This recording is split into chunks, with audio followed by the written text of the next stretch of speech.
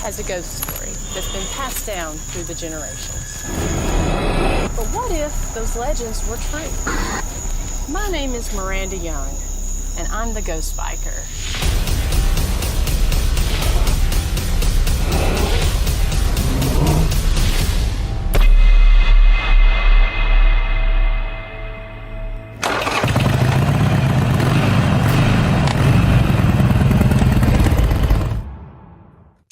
Hey everyone, and happy June. I am here at the historic Scott County Jail this week, the historic and very haunted jail here in Scott County, and I'm very excited to be here tonight with tonight's guests. Kind of had a little bit of a crazy day today, so I wasn't for sure if I was going to be able to make it on live tonight, but here we are and happy to be here. I hope everyone is having a great day.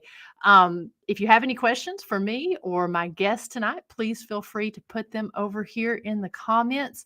And if you don't mind, put them in all caps just so we can make sure that we don't miss anything that you have to say, because I absolutely love it when my guests provide me with clips and photos and audio and everything that I'm going to be able to share with you all tonight. And tonight's guests, they came through, sent some great pieces.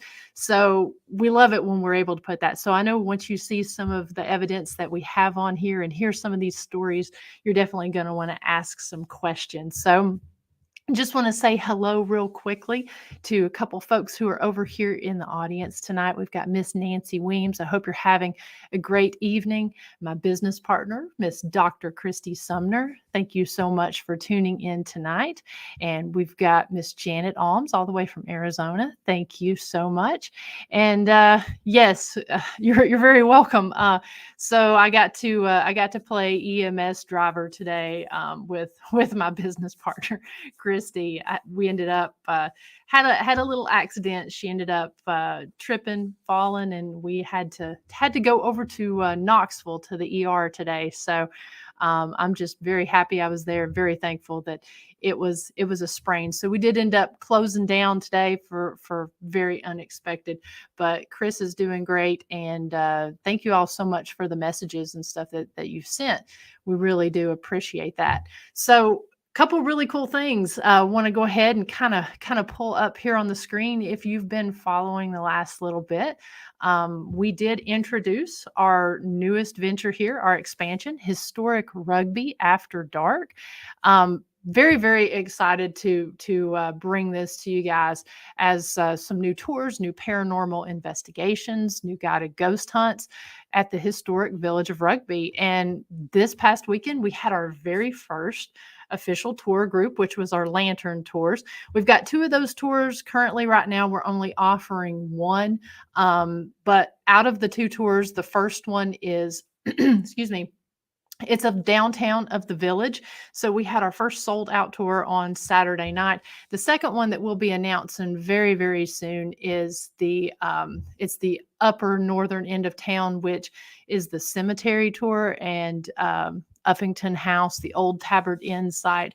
So we've got 2 different tours. If you've taken the first one, be on the lookout for the second one to come. Those are 90-minute tours. They're led by Lantern Light, and you get to hear this amazing history from the town of Rugby, as well as a lot of the ghost stories in this town. It has the reputation of being the most haunted town in America. So we're very, very excited for that. We've also had a couple investigations booked there at Rugby. And I just kind of want to make sure that, we're clear on how you go about booking those. So we've got the 6.5-hour investigations that we offer at Rugby. And with those, you get to go in 4 different structures. You get to go in the old Hughes Library, Kingstone Lyle, the old schoolhouse, Uffington House, and I feel like there's something else I'm forgetting. But you get to go into 4 buildings and do the investigation as well as investigate the grounds for 6.5 hours. We also have several, I think we probably have about 10 or 15 nights that are special full overnight investigations that include lodging. And with those are select dates. Rugby is a location that you can go and do overnight lodging at. And they were gracious enough to give us several nights in their Pioneer Cottage, several nights in Piercy House, and several nights in the Newberry House. And so you'll get to investigate the entire grounds and stay in one of those lodging locations. And so those are based on date availability. So we do have one that's booked up. We do anticipate the other dates booking up very quickly. Like I said, those are exclusive. So go check out our website, historyhighwayshaunts.com, and scroll down. We've got links to the jail as well as links to the rugby page on there. So we hope you'll definitely go and check that out. The other thing that I want to make sure to mention here, let me go ahead and get that pulled up on the screen. So while we had sold out tours there at rugby, we also had sold out tours at the jail this weekend. But I want to make sure to mention, because this is something that's really huge. A few months ago, we ended up winning 4 awards for the jail here. And through those awards, and that was through the Tennessee Association of Museums. Through that, we got connected with the Tennessee State Museum and was able to form a partnership. And so we're very excited to be partnering with them and hosting their first free workshop, which is going to be here in Huntsville. And it's going to be this coming this coming Thursday on June 15th. So, it'll be next Thursday. It'll be June 15th. And so it is hosted by the Tennessee State Museum, but funded by the Education Network of America. And so you'll have the workshop that will take place there at the First Presbyterian Church that's right beside the jail here. We aren't quite large enough to host all the people for the daytime meetings. So the meetings will take place in the church rec room or meeting room right next door. And then you'll get to come over here to the jail. This is a free workshop. Lunch is included. And so it's going to focus on the social studies practices and content standards. And so there's a link on here that will lead you to that. And so the Tennessee State Museum will be presenting for 3 hours, and then Chris and I will be presenting and giving tours of the jail. So I know that there are a few tickets available for this. I'm not sure how many they have left, but all teachers in Scott County, Morgan, Fentress, Campbell, Pickett, any in the surrounding areas, if you're a teacher, this counts as 6 hours of your in-service training. So definitely want to take this up and go and check it out on here, because what's so cool about, my parents were teachers, and they often, being in a very rural community here in East Tennessee, they had to travel pretty far to be able to get their in-service training in. So this is really cool that if you are a local teacher, you'll be able to come here and do it, and with the jail to be included in that as well. So definitely go to the historic Scott County Jail page. Click on that link. That's our first post that's there on the page. We'll actually pin it to the top until the date shows up here. So we'll go ahead and pin that up there so that you guys can go in there and get that booked. So anyways, that's kind of the big things that are going on. We are almost completely booked out on paranormal investigations here at the jail for the month of June. I think we have maybe a couple Fridays, couple Thursday nights if you like to investigate through the week. But for the next 7 days, we actually have 6 investigations booked out. So I think pretty much every weekend during the month of during the month of June is booked out here. So yeah, if you'd like to book your date for June or July for a Thursday or Friday, we do have a couple of those available. So definitely go check out the historic Scott Co-Jail page to book your date and get on our schedule. So I want to go ahead and get to tonight's guests, because like I said, they were awesome to be able to provide us with some very good clips that I know we're going to have some really interesting discussion about. And these ladies, they're fantastic. I was honored to be their guest a few months ago on their podcast. They do host the SkeleTales podcast, and that would be Miss Alissa and Britt. Alissa is a woman of many talents. She's an artist, race car driver, architect, influencer, yogi, and possibly a banshee. Britt is a giant who loves the outdoors and good food, so she's basically Sasquatch. They host the podcast podcast SkeleTales, where they tell truth tales of the strange, unusual, and paranormal. SkeleTales is a lighthearted podcast where each week you gasp, laugh, and that one-time cry. Let's see. Britt and Alissa share stories, and I think I skipped a line while I'm reading here. Apparently, I can't read tonight. They share stories written by listeners, and if you haven't checked out their podcast, you definitely need to go on there and follow their page. We're going to be pulling up their links as we're going through the show, but I'm going to go ahead and bring Miss Britt and Alissa on. Hi, Miranda. Hey, thank you so much for joining me tonight. That intro got me. That intro. Thanks for having us. Yes, thank you for letting us be here. Absolutely. I know you ladies are very busy, so I just appreciate you taking the time to come on. Oh, of course. We love talking shop and spooky stuff. That's our jam. So yeah, we're excited for this. Nice. So why don't you tell me how you ladies met? Like I said, I love the intro. How did we meet? Britt, we met at a rally race, pretty much from our husbands, which rally racing, if you're not familiar, is off-road. It's a European motorsport, but loud Subarus, dirt roads, lots of gravel, and both of our husbands were into it. And we just met on the side of a dirt road. We went to spectate, and Alissa was there to watch Mitch. I was there to watch Mike, and we were like, well, hey, let's watch together. And so we climb up a mountain, find a good spot where we can see, end up hitting it off, talking the whole time, didn't watch a single car. We were neither of us expected to have a good time, I don't think either. It was very much, we'll go to support the boys. That's usually how it goes. So did you all find at that point that you had an interest in the supernatural or the high strangeness at that point in time? Or is that something that kind of grew with the friendship? Grew, for sure. Yeah.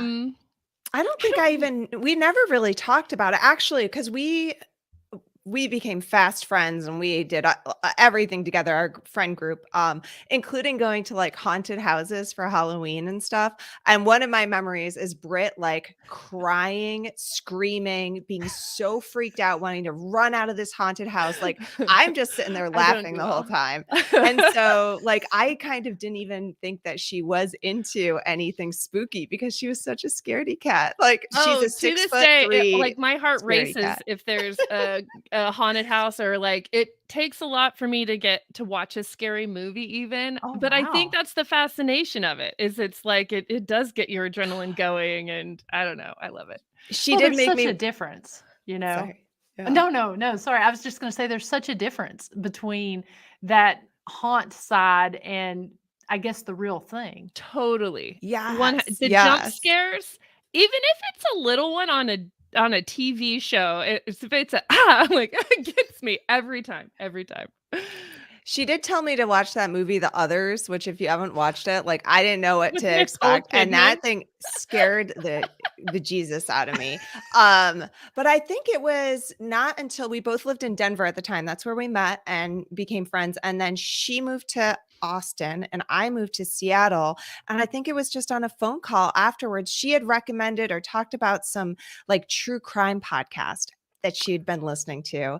And I immediately was like, oh my, like she kind of justified my weirdness because I am a little like, I was intrigued by those, but it felt like, oh, I'm not supposed to be intrigued by those sorts of things. So once I knew she was, I'm like, oh yes, someone to talk to about this like creepy dark stuff that we secretly like, or at least I secretly liked. So, well, it's so funny because I mean, I'm really into the dark stuff, especially true crime and of course the paranormal. And that's not usually one of the things you lead with whenever you meet someone. It's true. Yeah, that's what we find whenever we're trying to get stories for the podcast. Is it's like, listeners, you love hearing these stories. Why aren't we talking about this more with our friends and our family members? I recently went to go see my grandma she knows I have a podcast. She doesn't really know what a podcast is, but I started talking to her about, the afterlife, supernatural. She's a firm believer. She's like, "Oh, there are ghosts all over this house," and like opened up to me. And I was like, why have I only just now started getting this information? So yes, everyone talk to your friends about this because, it'll just make life funner. Yeah. Do you find so with your podcast, how long have you all been doing the show? Oh my gosh, 2.5 years, I think. Yeah, I think so. It was our pandemic baby. We started it during the pandemic, and yeah, we're on episode 122, I think. No, that. Mm-hmm. I was going to say, do you all find that you have a hard time finding people to want to share their stories, or do you find that people are pretty open to it?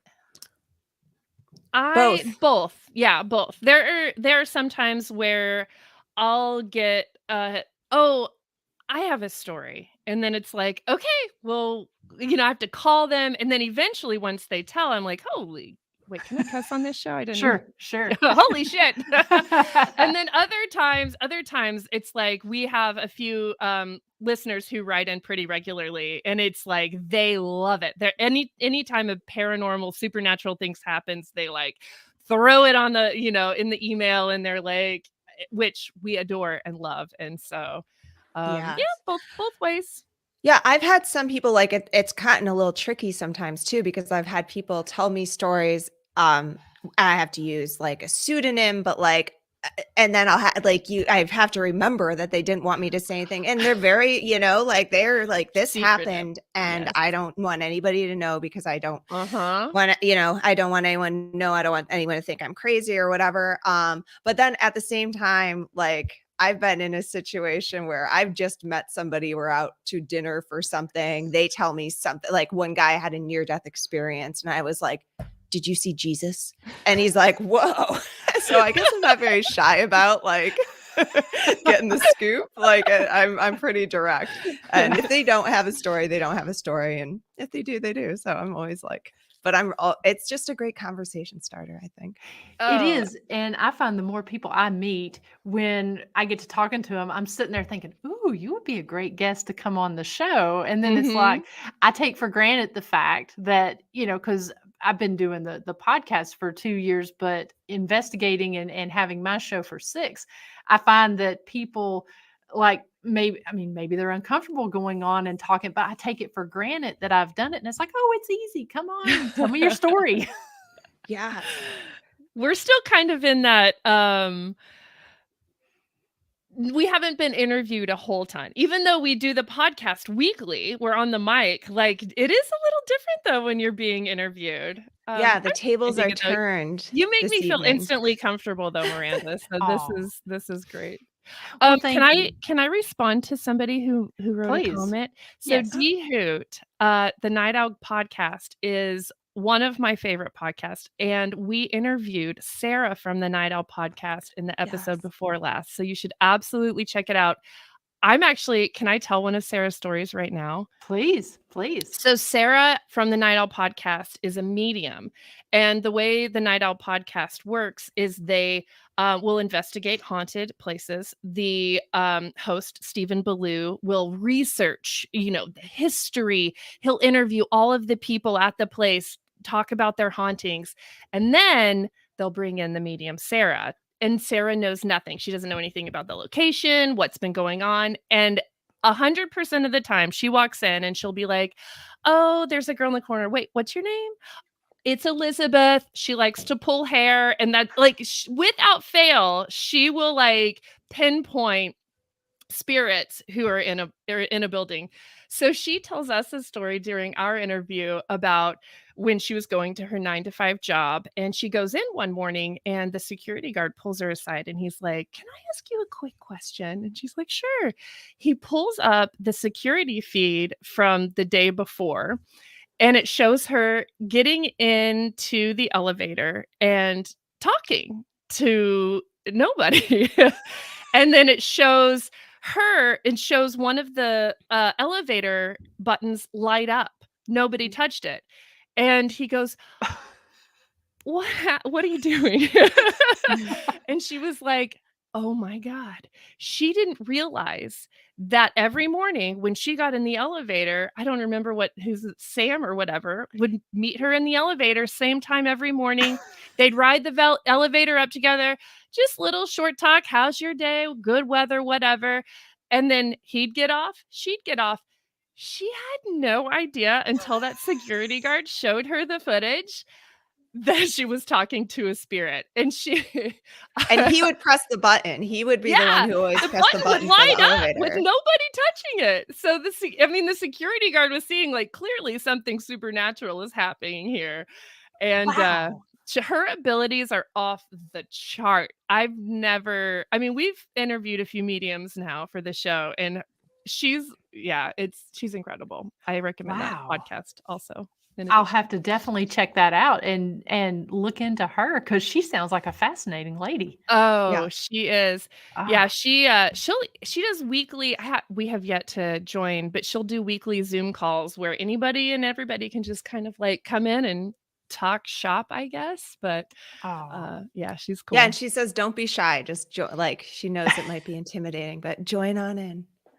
I love that. And that's the thing I love here because we've got such a great audience that have questions and comments and such. And it's always funny to me when somebody says, "I don't think I'm strange," and it's like, look who you're talking to. You're surrounded, in a space where we all want to hear it. We all want to learn, and definitely hear the story because everyone has so many fascinating stories to share. I can't And get enough. I can't get yeah. enough. I thought for sure, we'd start the podcast. Eventually we'd get bored or run drive stories. Like, no, it's still as fun as it was day one. In fact, it's funner because day one we had so many technical difficulties. Oh my gosh. Yeah. We've ironed out a lot of those. Well, your chemistry that you all have together. I mean, you can tell that there's a true friendship there, and your episodes are so nicely put together. That's It's all Alissa. I love it. Oh, thanks. I carve the audio. I don't know. I'm like Britt had to write. She wrote my bio tonight because I take forever on all that stuff. She like put it together, but I definitely would have left out a lot of that. I don't know what I said. It's Alissa. But yeah, we do. I think we've got Britt is kind of I would say I'm like more of the skeptic. I've never seen a ghost or anything, but I'm very open to it. And Britt has actually like seen ghosts, and like I am fascinated by aliens, and she's like No. like doesn't want anything to do it. But I love hearing the stories. I love hearing the Yes. stories, but I'm not like out looking with binoculars in the sky. Yeah, at we're night. like the yin and the yang, so we bring a little bit of something, but we both get very excited. I grew up with a lot of family stories of like hauntings and stuff, so I think that's what piqued my interest. Basically, like my mom had a lumberjack ghost in her bedroom, and then there was a Wow. ghost that would always, when my great grandfather came home from working at a prison, he actually worked at a prison, he was a prison guard, and when he came into the house, a little old lady would rush out by him, and then sometimes she'd be sitting at the desk or at the table doing things. And the story Wow. goes with that house that there was a man who moved out. He moved in with his wife and then moved out alone, and no one like ever heard from the wife again. And so there's just that lore. And then someone standing at the end of the bed when we were kids sleeping in the old homestead house. My mom would wake up and see who she thinks my grandfather just looking over us. And I just loved it. I just couldn't get enough of those stories. And so those are kind of the ones I grew up with, and I just wanted to hear more. I never get sick of those at all. So did you find it scared you when you would hear the stories, or were you more fascinated? That house scared the shit out of me. It was very scary. Like it was a weird bedroom. And when you're little, everything seems bigger. So in my head, it was like this big dark hallway. And then there was this one room that was right off of it where there were dolls with the eyes that would like be half open and stuff, which I think is kind of where my scare and like my not hatred of dolls are, but like they creep me out. But yeah, I think I'm of the opinion I want to see a ghost. Like that sounds so cool. It sounds so interesting. It definitely scared me. But then at the same time, when I'm all alone now, I'm like, not now. I don't need to see a ghost. Like, so I don't know. I love that. I mean, it's kind of like I like to be scared, but I also would just die if I saw a ghost. If a guy, like, I think I would join him right away. And so, yeah, but Britt has seen ghosts. I Yeah. did when I was a teenager. I probably starting from the age of like 9 to 16. It started when at 9 I would go into my parents' bedroom, and they had a bathroom where it was kind of like a walk around bathroom. I don't know what those are called, but I'd walk in and see shadows going around the corner really quick. And I've now discovered that that's a fairly common thing. It actually has a name, which I am totally not remembering right now. And there was one time I walked in positive that my little brother was asleep in the bed, and so I was tiptoeing. I had to get something out of my parents' room, and I was walking back, and I was looking in the bed, and I was like, and I heard the breathing. I turned the light on, and there was nobody in the bed, and I ran out of the room as fast as I could. But the first apparition I saw was when I was probably 15 or 16. And I had my bed facing a mirror, a dresser with a mirror on it. And I woke up in the middle of the night, and I sat up in bed, and I look at this mirror that's across from me, and I see a man sitting next to my bed staring at me. And I quickly turned to look to see who the hell is this, and nobody's there. And I look back in the mirror, and nobody's there. Needless to say, I had a very hard time going back to sleep that night. And the other apparition I saw, I was actually with my boyfriend at the time, me and a group of our friends. Toothy.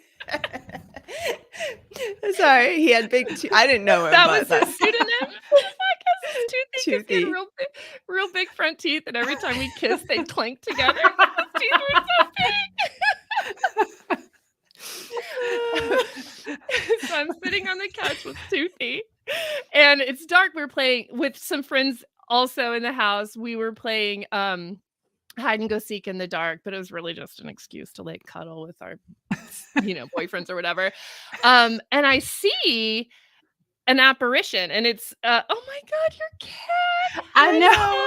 I was so ready to be all into it. I see this young man walking across the living room, and it's transparent. I could see the outline. I could see the detail. Like, he was wearing overalls. He was maybe 5'8". I want to say blondish hair. Like, I've never seen anything like it. And I closed my eyes, and I like rubbed them, and I opened them again, still continuing his path across my living room floor. And I turned to Toothy, and I was like, do you see that boy? And he was like, what boy? And he didn't see anything. I didn't date him very long. Yeah, I was the only one who saw it. And as I got older, like, I had a few other things happen, but yeah, as I got older, I don't know, my ability is nice. I feel like since this podcast, I've been trying to like hone in a bit more with my like ability or whatever. And I feel like I can sense energies better than I have before. I still haven't seen an apparition as an adult, but I feel like I can like get a sense on energy. Actually, I had a little bit of validation. We interviewed these women from a witch shop here in Oregon, and the shop was supposedly haunted, and they were just talking about things. Oh, a book was falling off the shelf or something. And at the end of the interview, I said, yeah, when I went into the shop, the corner there was really like, I felt something. It wasn't negative, but I definitely felt a strong energy. And they started to laugh. And that was the area where the book had fallen off. And I was like, what's the book? And it was like How to See Spirits or something ridiculous like that. And so yeah, I don't think I'd die if I saw an apparition. I've seen like shadows. I've seen shadows before, but nothing where I'm like, oh, it's a male or female or from the old timies or whatever. Well, you might see one and not really know you're seeing it, because from the descriptions that we've heard. Now, I saw an apparition here, but it was the same way. It was a reflection on the second floor. They're really bad to like, if you're reading the articles, looking at the display cases with the lights off, you'll see a reflection of somebody either like standing behind you just watching, or, and to me, that I have to totally agree, like with Janet and what you're saying, that it's like, you know, seeing either something looking in a window or looking at out of a mirror. Like, I guess anything watching you when you're doing something. Oh, I hate it. Oh, No, the whole reflection thing, like, I'm not into that. Have you ever seen a flick called Poltergeist 3, which is the whole premise of that, where like freaking ghosts in a reflection in the mirror? I didn't look in a mirror for like 3 years after seeing that movie. I looked rough, and then there was another one that was like Tales from the Dark Side, with a whole thing where the guy starts seeing some monster in the mirror behind him, and he puts all the cover. That'd be me. I hate that kind of stuff. I'm not into it. No. So well, Britt, I your will favorite say movie. for anybody who's decorating, from what I have read, having a mirror that's facing your bed or facing where you are looking or laying or sitting regularly is no bueno. Like, yes. turn Yeah. that mirror another direction. I will no longer sleep with a mirror at the end of my bed. I have learned my lesson. Not gonna happen again. Didn't we decide that the guy you saw was like future Mike, your husband now, like coming back and like staring at you as a Yeah, kid? because I We was like to describing, I just was like dark hair, beard. Who knows? we That'd be enjoy funny. solving the stories that are written in when no one's asking us to whatsoever. We're just like, yep, that's what it is. Solved. But there you go. And as Sonia says, she says, I've heard the same about mirrors. And there's so many folklore and legends and different stories, old wives' tales, all those that are about either mirrors being in front of the bed or covering the mirror when somebody passes, if it's in their room. And oh yeah. yeah, I mean, a lot of really fascinating stories that have to do with mirrors. So there's definitely got to be something to all that. Yeah, I told a story on the podcast that I'd found where I don't know why we were talking about haunted mirrors. Probably because it freaks us It's out. terrifying. Yeah. But they're not seeing anything in the mirror, but they had some clothes hung up on the corner of their mirror, and they go to take them off. The top two are fine. In the middle, between all these hung up clothes, one of her shirts is sopping wet, completely soaked. She's like, there's no leak, there's no water nearby. For some reason, I don't know if it was a weird energy or what was happening, but a wet shirt hanging from the mirror. Yeah. I think we were talking about haunted objects. That was the theme of that episode. Yeah. So yeah, and it was definitely a mirror that Well, it always. Oh, go ahead. No, I was going to say that she may have returned. I can't remember. Something like that. Yeah. But I always think of like when you go to Hobby Lobby or some of those places and they've got the mirrors stacked up like you go down the aisle. Yes. And it feels really weird sometimes. It's almost like they some of the doing mirror magic and stuff talks about creating portals or whatever by having the two mirrors facing each other. You're not supposed to do that. Hobby Lobby has all these portals. I'm aisle 6. Watch out. Hobby Lobby has an odd vibe. At least the one in my town does. It's like I don't know. It is like entering a portal. Let's start a new rumor here. Yeah. That could be it. Solved. Exactly. I do swear, like the ladies that work there seem old time. And I asked Mitt, I'm like, do they like, where do they like, they look like they imported them from like 18. Yes, exactly. Like very. That they like, sewed themselves. Yes. So I buy it. I'm pretty sure they came out of the mirrs. Out of the mirror portals from Hobby Lobby. Hobby Lobby's generating their own or conjuring up their own employees. That's fine. I have seen why do they cover the mirror during times of mourning? I don't do that in my religion, but some religions do that, and I've never questioned it. part of it for here in the South is so that whenever they pass, it doesn't trap their spirit in the mirror. Oh, Oh, Yeah. interesting. And Oh, confuse them of okay. yeah. Oh, Mm-hmm. interesting. that's fascinating. I've not heard that. That's very cool. Yeah. I don't Yeah, want that's any spirits trapped in my mirrors, so I'll start doing that as well. Amen. there you Amen. go. So you all shared a bunch of clips and stuff with us. I'm Yes. so excited to share these because when I was watching several of them, I got to say I got chills, and I can't wait to hear the story behind them. Oh my gosh. So the first one I'm excited to share was one of the very first stories that was brought to us when we started the podcast, and it came from my friend Julie. And she said, she knew that we had started the podcast, and she was like, I have something to tell you. So her 3-year-old daughter, I'm trying to decide if I want to leave her. I mean, we say her name on the podcast A lot, like in 20 episodes. But let's start making her anonymous now.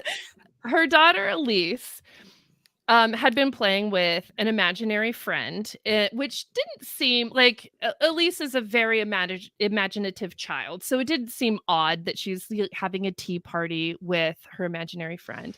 And Elise says, "Oh, this is Jada. We're having a tea party, going on."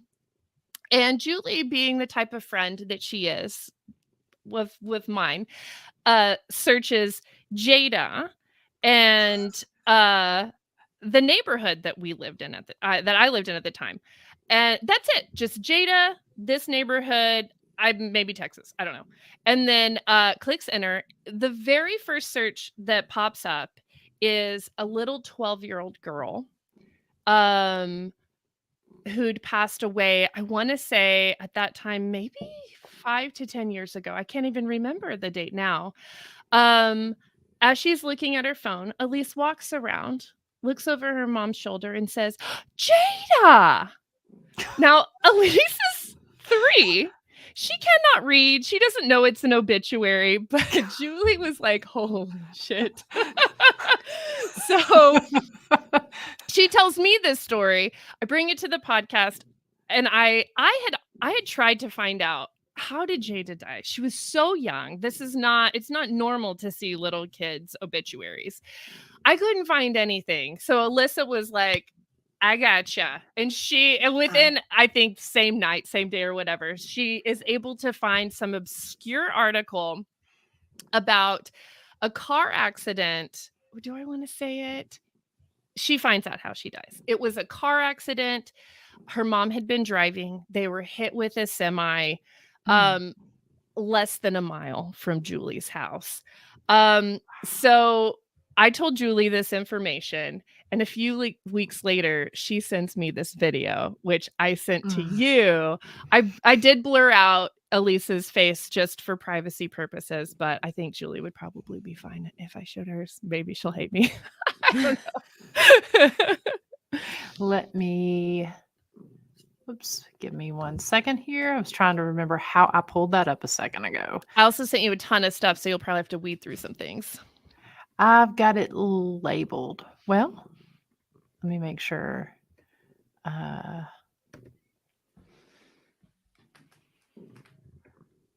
And of course, why am I not seeing it? I am totally not seeing it right here where I downloaded it. Let me try one more time while we're talking here to get that downloaded. That's so weird that I literally watched it, I downloaded it and watched it just before. And mystery. Jada. She's got to make everyone wait. I know. I didn't realize how much movement and stretching I do while we're recording until I'm so conscious of it because we're live right now.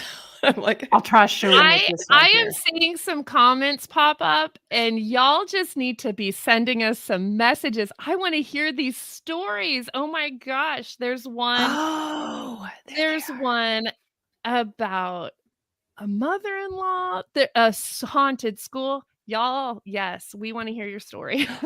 This is so weird.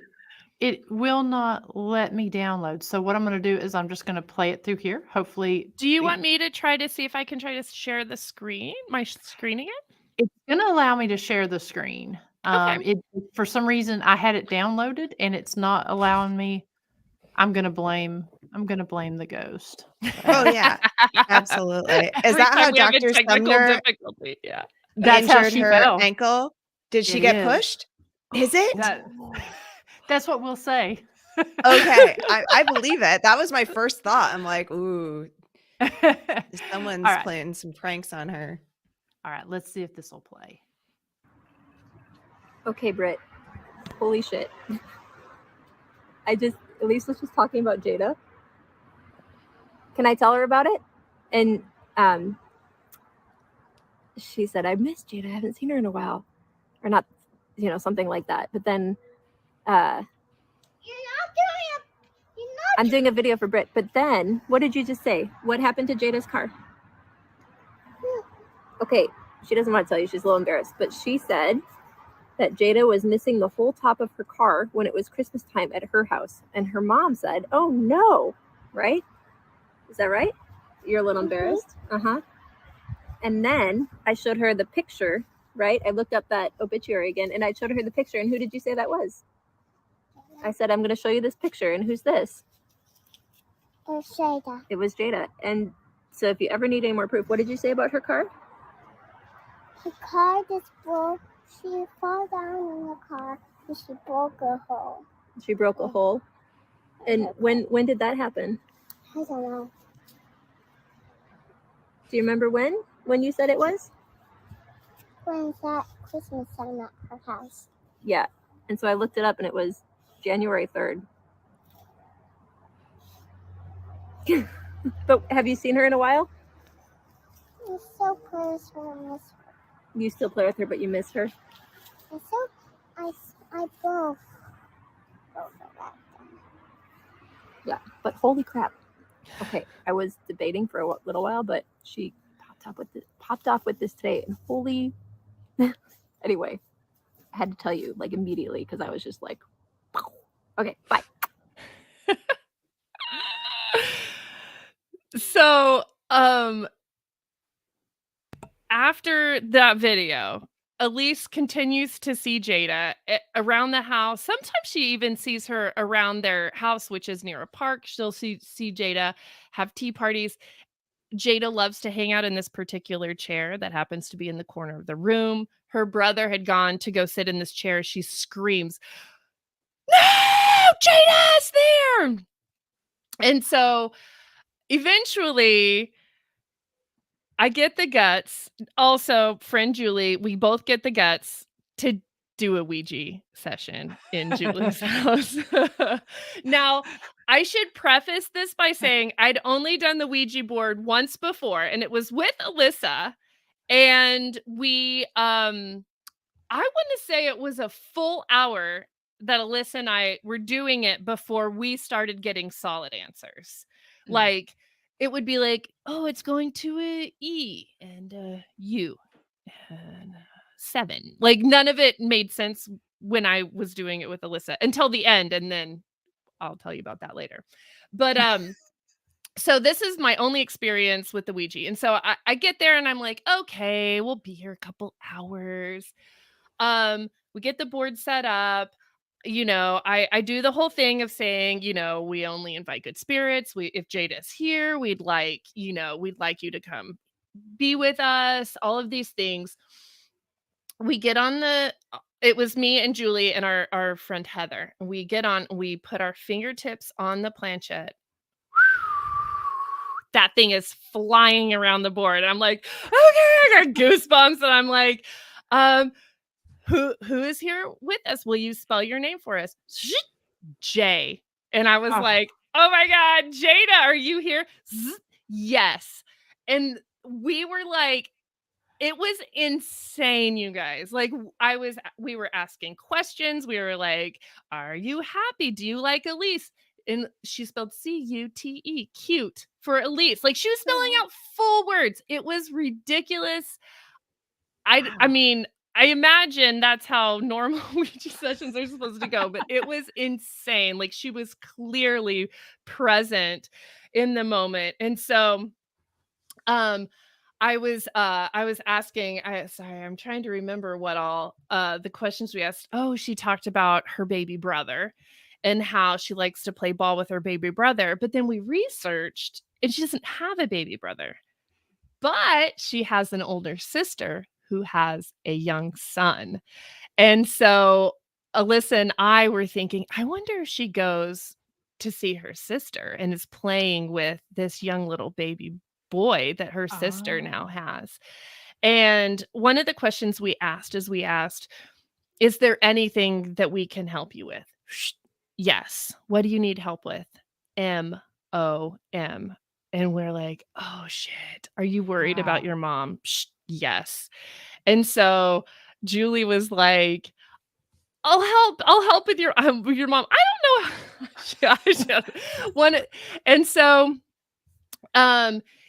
eventually, we find out more. She loves it when Julie cooks BLTs. That was one of the things that she talked about. And then at the end, she's, we're asking more questions like, because you're tapping in with a ghost and she's answering straightforward. And then I'm thinking like, what do you even ask a spirit? Like, and so I was asking things like, do you watch TV? Like stupid stuff. I should have written out a list of questions, but eventually she literally every word, TIRED, tired. And we're like, okay, we're going to move this to goodbye. We're going to say goodbye.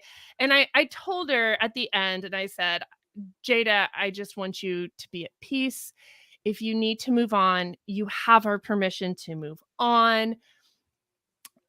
We want you to be happy, goodbye. And then I lit some Palo Santos and I did it all around because after getting some tips from our psychic and medium friends, this is like, you don't want the spirit to go home with you.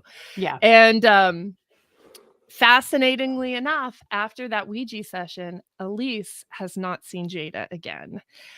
But so Elisa's 5 now and in kindergarten and still remembers Jada, which is fascinating to me because, at that young of an age, I don't know that she would still, but she will draw pictures of Jada and say how much she misses Jada. And it's so fascinating to me, but I like to think and hope that when we did the Ouija session that we were able to sort of set her free. I don't know if that's the truth or if we just she felt unwelcome in the no, we welcomed her. I don't know. I hope she's at peace. Wasn't there a point when you asked her how she died or something and she yes, got real quiet it or something? It was early on. Our friend Heather had asked, cause I told you it was flying the whole time. Our friend Heather had asked, do you know how you died? Completely still for probably 3 minutes until Heather goes, Jada, I'm so sorry. If you didn't know, she was so apologetic. We were like the friendliest moms. We were all moms. So we were just felt like we were talking with just a little 12-year-old girl. And so eventually Jada got moving again. But yeah, there was one part where she'd asked how she died. I don't think she knew. I don't. Wow. But she was worried about her mom. And we've had several listeners be like, go tell her mom. And I say, no, thanks. That's not our job. That is not. Imagine if you were the mom. You don't want strangers coming to your door to be like, your daughter likes BLT sandwiches and to play ball. No, you can't. So, yeah, I don't know what the next chapter is, but yeah. And so you said the accident happened near Alissa's house. Yeah, the accident happened about a mile from where they live. Okay. And why Jada chose their home, I think, I was telling you before we started recording that I think Julie is a conduit for spirits because Julie has done Ouija before. Actually, Alissa, should I tell the story about the time they did Ouija and asked when they were going to die? Do you remember that story? Yes, I do remember that So- story. You're not Oh. okay. All the rules, everything we're saying are things you're not supposed to do when you're Ouija. This is like a rule book for don't do that. You're not Cautionary supposed to ask the tale. spirit when they died. You're not supposed to ask when you're gonna die. But yes, Yes. how not to do it. We are not experts. We're learning as we go. So back when Julie was in middle school, she did the Ouija with herself, her sister, and a friend of theirs. I think her name was Jamie. I don't remember. And so they're doing the Ouija, and her sister's writing everything down. I don't know. They contacted a spirit, Elizabeth. I don't remember. But then they asked the question, when will I die? What age will I die? And I think Julie got a ripe old age of, we'll say 80. Or I don't remember. And I don't remember what her sister got. But their friend, Jamie, 30, what was it? 34. Oh. And they were like, not you. Oh, you're going to be old then. Totally like they set that paper aside. They live out their middle school, high school, they go to college. Years go by.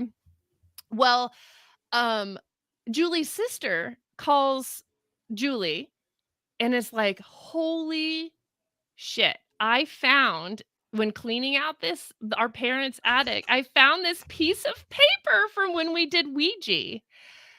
The crazy thing is, just a year before, their friend Jamie had been walking home from work and got hit by a car at the age of 34. And they had completely forgotten they'd done that session. But here's that piece of paper with all the answers, the dates of the ages when they were going to die. And hers was spot on. Needless to say, I think Julie is like a conduit for the paranormal. Like she's got, and maybe that is why Jada felt welcome. Plus, Elise is adorable and wonderful to play with. So, yeah. We had a kid. We don't have a lot of kids on the tours and stuff, but sometimes they'll come in for daytime tours. And we had a big family do like a private flashlight tour here. And so on our flashlight tours, we give out K2 meters. And so we tell the people whenever these pop, whenever we're telling certain stories, when things kind of start to get kind of, crazy on certain stories, the K2 meters will light up. And we had this little girl and little boy, and I've never seen the K2 meter do this, but when we would tell certain stories and she would ask questions, it would do like a slow fan through all the colors. And normally it's just like when it lights up from green to red, it's just like a quick sort of thing. But this was like, it would just fan, like it was so creepy. Yes, I have never seen a K2 do that. And so I'm a firm believer that kids, and I mean, they just, and I don't know if it's like a hormonal change or what, especially when they're at like that 8 to 12, 14-year-old, it's like they're drawn to them and they've got the energy that they just pull off of. Absolutely. We have been told, well, honestly, kid stories are our favorite, of when kids see the creepy things, and then there's the affirmation of like, oh, that's the old lady I saw. That's your great grandmother. We get a lot of live for those stories. Yes. I love those so much. When my younger brother, this is just, I guess, another thing that got me interested in this. My younger brother, I remember being little. I was little, and he's 2 years younger than me. And he would always say to my mom, remember when I was big and you were little? And then go on about a story. And I'm asked my mom, I'm like, Mom, what was he saying? And like, she couldn't remember. I was like, oh my, but over and over, remember when I was big and you were little? And like, he's got to be like your great grandpappy. Right? Like he's got to be some Probably. relative Well, then reincarnated or something. yeah. I'm like, how did you not write those down or remember? Like, I don't know. I would have recorded that for sure. But then my son, Milo, he always says, oh, well, when I came into my body when I was 3, Oh, wow. like he has no, like he like remembers his like moment of like consciousness, like when he wasn't here before. And then all of a sudden he was here and with us. And he'll talk about it to this day. And he's just like, oh yeah, when I finally came into my body, like, I don't Wild. I don't know where he was before, but like he is very firm and matter of fact about that. Like kids' stories, because they're not like tainted by logic, and Yes. reasoning and everything. They're just so pure and they just call it I like feel they see it. I feel like adults can be very dismissive. Oh, Mhm. I Yeah. heard a bump. It's the air conditioner. Or, oh, something flew in my face. It's the wind or whatever. Like whereas well, I don't know. Like kids are dismissive of stuff too. I don't know. The weirdest ones Fascinating. for me are the ones that are the kids that seem to have memories of a past life. Yes. And I mean, how do you explain that when they're like recalling things that there's no way that like a 3-year-old would know? Our Those are the episode ones that get coming me. out this week has Alissa told Ah. the juiciest story. Yes. Oh, So cliffhanger, go listen. I love it. I love it. Yes. Yeah, because I love those sorts of stories. Sometimes we have themed episodes. Other times we're like, let's just go for it, bring whatever. And actually, a lot of times our stories sort of weirdly sync up, even though we have not planned it ahead of time. And that was like, ooh, I can do any kind of story this week. And I was like, oh yeah, let's do a past life. And I think we actually decided to do a whole episode coming soon on reincarnation, because we don't just do ghost stories. We like do everything strange and unusual, like glitches in the Cryptids. Yes. yeah. You said high strangeness early. Like I just Mhm. love all that doppelgangers, Yes. just anything and everything that is just a little bizarre, just really even just weird coincidences that happen. Like everyone experiences those, like a series of, it's like, man, that is weird. What does it mean though? Like you don't always get an answer, but man, we live on those. I love it. I love it.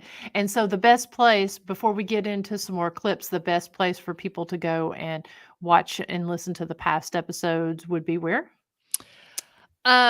Anywhere you listen to your podcast, really, or you can listen to them on our website, SkeleTalesPodcast.com. But you've got our YouTube up right now. This is a place where we are kind of putting behind the scenes content, and I am slowly uploading Past previous episodes up there, but it Okay. is, I also have a job, so it's Yeah. slow progress. But yeah, we've got several. If you just want to start right now, we've got several just right up on our YouTube there. You can listen to several episodes right now. And extras. You've got your extras on there, right? Mm-hmm. Yes. Yep. We've got some We got behind some the bonus scenes. content. Yeah. And we've got all the stuff in the show notes there. So I'm going to, as we're talking, kind of make sure to also put them over here in the comments, just so that folks, if they're watching the show at a later time here on either Facebook, YouTube, or on Parapost, they'll be able to go and just click the links as well. Cool. So, Very awesome. and so we'll also pull your website up here in a few minutes. But why don't you go ahead and set the next clip up? Okay.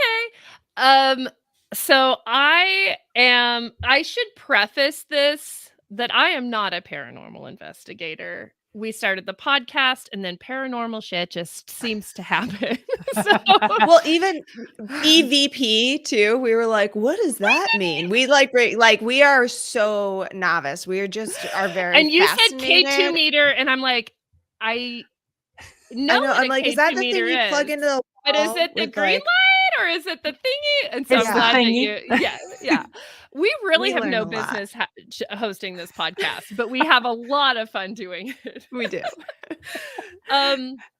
So about a year ago, I went on a trip with my book club to Kansas City. One of our book club members had moved there, and so she's like, "It's a beautiful town." And all I knew of Kansas City is that they had an okay airport. Like, I really didn't know anything about the place, but we ended up staying in this hotel called the Hotel Kansas City. And it's a super cool hotel from the 1920s. And it has this real kind of, they remodeled it, but they kept this flapper vibe. So it used to be, back in the day, a gentleman's social club where all the bigwigs would like rub elbows with each other. Like President Truman and like some mob bosses were like notorious. They've got like sculptures of their heads in the lobby, but in like a nice way. I don't know. Needless to say, one of my book club friends, Mel, who is also a friend of the podcast, we had her on, interviewed her, and heard some of her stories, which she had a very bad Ouija experience that went awry. Yeah. So, Okay. Some stuff went home with her. Anyway, so she goes up right away to the front desk and she's like, is this hotel haunted? I was just I felt very lucky to have like, you know, somebody who's also there. So we'll call the front desk person Mandy. That's what I don't actually remember her name. She tells us a story about how there was a guest staying at the hotel on the 13th floor, which we know is an auspicious number. The next morning, she came down to the front desk and said that, hey, in fact, I am a medium. I stayed on the 13th floor. While there, I was confronted by a woman who was sopping wet. And I think that maybe she drowned. I don't know, maybe like it's a hotel, so maybe in the bathtub or something. The clerk, Mandy, informs the medium that before it was a hotel, it was the gentleman's club. And on the 13th floor was where the indoor pool was. And Mandy tells Mel and I that when they remodeled, they ended up keeping some of the pool tiles on the far end of the hallway, and that we could go up there and look at them right now if we wanted to. And so we were like, well, now we have to. But we were like, okay. At this point, Alissa and I had already done our Ouija session. And so I told Mel, I was like, look, spirits don't come out till the sun goes down. So we have to wait till later. And also, like, it just adds to the element of suspense. So we go up there at midnight to the 13th floor. And now you can play the clip. And see, I love this because I watched the clips before knowing the story. So I love this. Okay, here we go. Mel and I are on the 13th floor. We've heard that you can find pool tiles at the end of the hallway. So we're going to investigate. It's after midnight. Oh, there they are! You can see the pool tiles from the 1920s. They're scratched and cracked, but still here. Yeah, it's almost like they're here and then a wall was built around them. Oh, wow. So it's like the pool is right here. Yeah. How old are these tiles? How old are these tiles? Help me.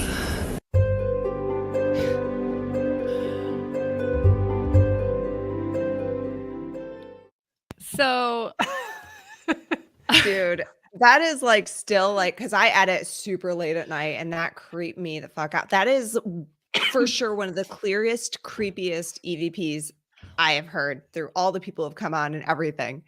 Yeah. sometimes you hear EVPs, like we've heard several now over the past 2.5 years. And I'm sure you have this case too, where you'll hear an EVP. It's clearly something, but it'll be like, and then Yeah. it's like Abraham Lincoln's chair. What? Where did you like what some of the people will say? I played that for Alissa and I said, Alissa, what does this sound like to you? and clear as day. I mean, she either is saying help or help me. Like yeah, I didn't hear anything when I was recording at the time. It wasn't until I was just going to tell the story about the medium who on the 13th floor, and I was like, "Oh yeah, I was recording. Let me just pull that up and listen to that audio again." I was like, "Oh." And my husband, we share an office. He works from home, and I was like, "Mike, tell me what you hear right now." And just to make sure I wasn't crazy. And yeah, it was pretty wild. I mean, that didn't even need to be enhanced to be louder to hear that. Yeah. I mean, that was just. Yeah, you have a like lot more you. experience Oh, absolutely. than we do, even listening to all these. No And experience. I mean, Yeah. I mean, that was definitely class A. I mean, just. yeah. And I'm Yeah. with you. I edit late at night, and there's times it's like you're sitting there and it's just like there's things you hear or see that you can't unhear and see. And then when it Yes. comes time to go to bed, it's like, okay, I've got to It's do with these you. visualization exercises to wipe my mind, to not think about it, because I will sit there sometimes and think about it when I'm trying to go to bed. Yes. I'll get up and go to the bathroom and like full sprint. Like there's something going to grab me. I'm like, no. Well, I think part of maybe being a skeptic is that if I believe in ghosts and like the good ghosts and everything, then I am also have to be open to the possibility of bad ghosts and bad spirits and evil spirits. And that's what freaks me out. And I'm like, is even listening to something like this opening myself up to something attaching itself, like, I don't know how it works, right? I don't understand it all. And then late at night, oh my gosh, I am so creeped out. I get real creeped out. And that was like, I mean, help me.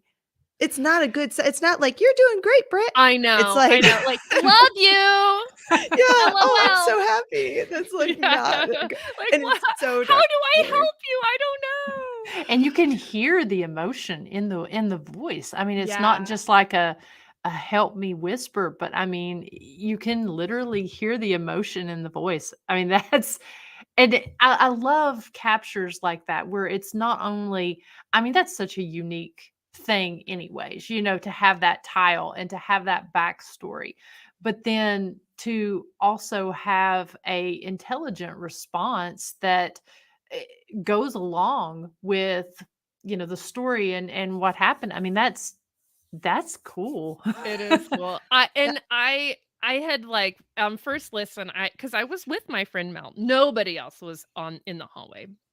I was with my friend Mel, and I normally probably would have dismissed it, except she's literally talks over the voice saying, help me. Oh, what did she say? Something about the tiles. And so I'm like, oh, that's not Mel. That's something else. Yeah, you all were just talking about it. And as a skeptic, like when you see things, you hear things, like I would want someone to believe me if I told them something crazy happened. But like, people are a little skeptical, or, are they doing it for attention? I know Britt's not full of shit. Like I know, so that to me is like one of the, for sure, most compelling things I've heard that confirm there is something more to this world than we are seeing. And there's like, also the fact that it was a gentleman's club, right? No women were supposed to be around in there. So the ending likely was probably tragic. What's sudden, fascinating, women not allowed, but also like fun fact about Kansas City, back in the 20s, it was mob city. Like I don't know if they have a movie about Kansas City in the 1920s, but it was run by the mob. Like their train station there are bullet holes from like a mob shootout that they've kept in the walls of the train station. So nice. Something nefarious absolutely could have happened at that location.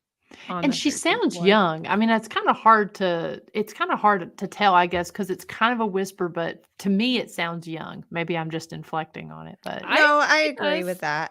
Well, and that if it's the same woman that this medium saw on the same floor, then that's what she saw. It was a young woman who was wet. Yeah, it gives me goosebumps. I Like I've heard know. these stories before, and every time it still gives me goosebumps. I love the ones like that where you're talking over them or you hear there's no way that somebody could be talking at the same time. And that was the first thing I noticed about it is y'all are just kind of like, oh, look, this is this beautiful tile, and it's just, Yeah. Miranda, I know this is silly. You're interviewing us, but what is the most compelling EVP that you've caught through your years of investigating? That is a tough one. I would probably have to say when and I get a lot of good stuff when I sleep, and probably the time I slept at Brushy Mountain, and I slept for about 3.5 hours, and during that time, I was sleeping down in solitary confinement, and I ended up getting 3 minutes and 15 seconds of both residual and class A, or I mean, intelligent responses. And to me, there was no one else there, and you could hear these footsteps, and it comes up to where I'm sleeping, and this just deep, almost guttural voice says night night. And I'd been asleep at that point in time about 20 minutes. But it's weird because I also got to help me during that time too. And I believe, to me, it was just almost like a muffled, because there were, down in solitary confinement, there's 4 cells there. And so of course they're echoey, and there's rock wall that separates it. And it sounds like 2 people talking between the cells. And this male voice says, help me. And then you hear a real, almost like a faint whisper that says, help me, right afterwards. You have to actually be listening with headphones. But the night, and like I said, I've got some stuff that I've forgotten about until I go back and listen, but that's probably my best that I've actually captured. And I was not actively investigating it. I have this vision of this like creepy spirit looking down as you're sleeping. Night, night. Yeah. I'm going to add that to the list of creepy things I'm going to say to people when I'm a ghost. I like that. That is a real creepy one. There you go. There you go. I will have to, and as Janet said, there was a ball that was bouncing during that time, and it went on for 5 minutes, and it sounded like as you were sleeping. Yeah. I'll send you a link to the clip, and it was literally 3 minutes and 15 seconds, and I have it kind of edited to where it says 45 minutes in or whatever in, based on the timestamp. And at one point there was like 5 minutes of what sounds like somebody just kind of like bouncing a ball. You hear it like hit the floor, hit the wall, hit the floor back, Which and is it was just absolutely continual. something that would happen in a prison cell. Yeah. 100%. Oh, that's Yeah. fascinating. Yeah. So that's probably my best. I've had different ones though. I've had ones that tell me I'm gonna die. I've had ones that, are list. yeah. Yeah. I know Dr. Sumner had some really compelling ones Yes. as well that I've heard. And there's definitely some TikTok is full of garbage, right? But like when you get people who you are like, no, they're doing it right. They're very trustworthy. And it's like, man, that's hard to deny, like what you're hearing and your standard operating procedures and everything that you go through to ensure that it is a quality EVP environment. Like it's very compelling. Well, we caught there's one we play here that caught on our security cameras, and every time, I mean, it gives me chills every time I hear it. And we had just had a paranormal investigation team in, and so one of us stays on site, and then after they leave, we kind of lock the cells, get everything ready. So we're here maybe 20-30 minutes after the team leaves and stuff. And so the first night we had the team in investigating, and so we stay inside the gift shop. And so whenever I came out of the gift shop to come in here to the booking room to drop off some papers, when I stepped out of the hall there, I hear this hum, and I didn't know what I was hearing at first because I thought, am I hearing a car? Because it sounded like it was coming from, so we've got a door back here and the stairwell that goes up to the second and third floor. It's kind of like the way a lighthouse is. It kind of circles up. And so it sounded like it was coming from between the second and third floor. So it hums for about 3 seconds, and then it clears its throat and then hums again for about 3 more. Oh no. Yes, and when I was standing there, because I was like, "What am I hearing?" And then you hear, and I was like, "Oh," and so it kind of shocked me when it happened.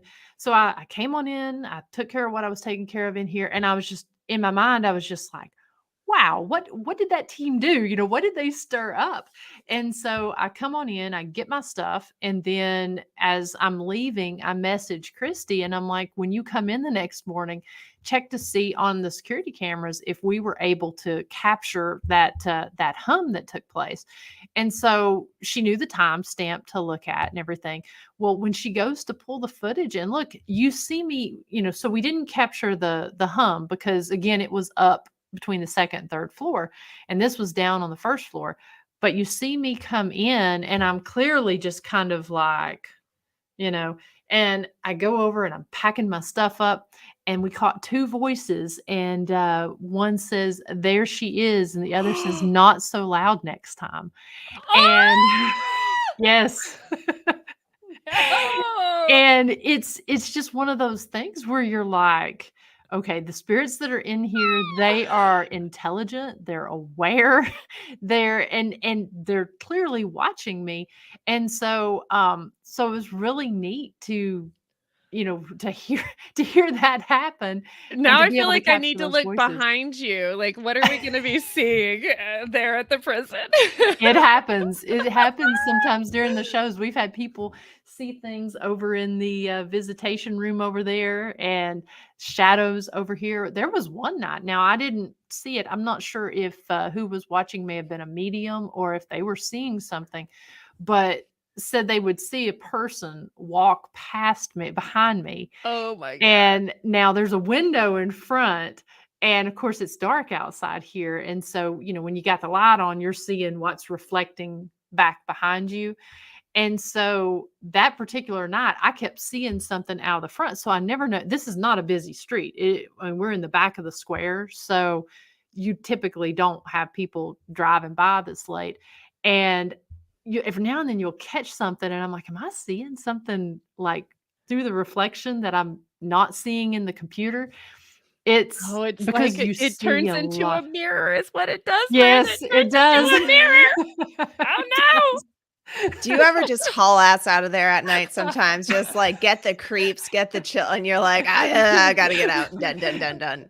I tell you, after teams investigate, it's like you just never know because energy changes and shifts. Yeah. Even if they're not doing anything negative, everyone's got so many different styles of investigations and stuff. And so to me, the second floor is the creepiest of all of them. There's not a lot of windows. They're dorm style cells. It's the trustee cells. That's the floor where we had the picture ripped off the wall, and they caught the shadow figure throwing it, literally threw it 4.5 feet. And so when you go up there, that area just has a different feel. It's just darker because you just don't have very much light even from the street. And so when I go up there, that's one where a lot of the time it depends on my mood as to whether when I walk onto that floor, if I'll look at the pictures, because that's where I saw the apparition standing behind me was in a reflection on one of the pictures there.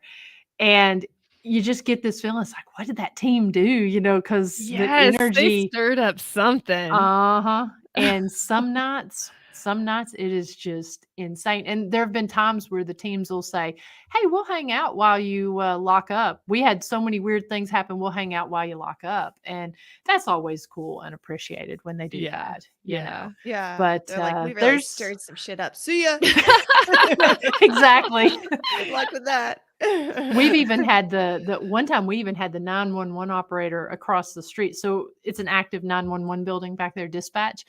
And so they said that it was probably, we'd been gone about 30 minutes, and one of the girls had gone out to smoke, and she said she heard this woman up on the third floor just scream, and teams have caught a woman screaming up there. And she said she was out there smoking and heard this scream, and she's like, nope. And she's like, I don't know what they were doing over there, but they had literally seen me leave, so they knew there was nobody over here. Oh, So man. it's a common thing here. So there's times, you just where, I mean, I don't think there's been a night that I've not locked up, but there's been a couple times that I've, especially in the beginning, that it's like gonna just kind of go kind of fast and maybe turn my phone on and see if, because Yeah. they're not, they might not do something whenever you got your recorder going, but and then other times it's just kind of like you want to see something, you want to validate what had happened, but I definitely don't want it going home with me or anything like that. Yes. Yeah. You've had that before. I have. No thanks. Yeah. I have, and it's not, it's one thing in their space, but in your space, yeah. Nope. Well, and then the fact that they're saying, there she is, quiet next time. It's like, what are they They're up to? And watching what, you. like, that is, maybe they're hoping you'll leave if you if they don't let the, they want it to appear not haunted or something like that. Maybe, like, what's their angle? What's their game? It makes you wonder. I mean, when it's an intelligent response, that's what's always fascinating to me. I mean, it's one thing, the residual stuff. I mean, we get that quite a bit, the doors slamming. We get the most incredible footsteps up on the third floor. And, you will hear it during tours. Different investigators have heard it. And when it's going like at its, just full force, it will go for about between 13 and 15 footsteps along one particular jailer's walk up there.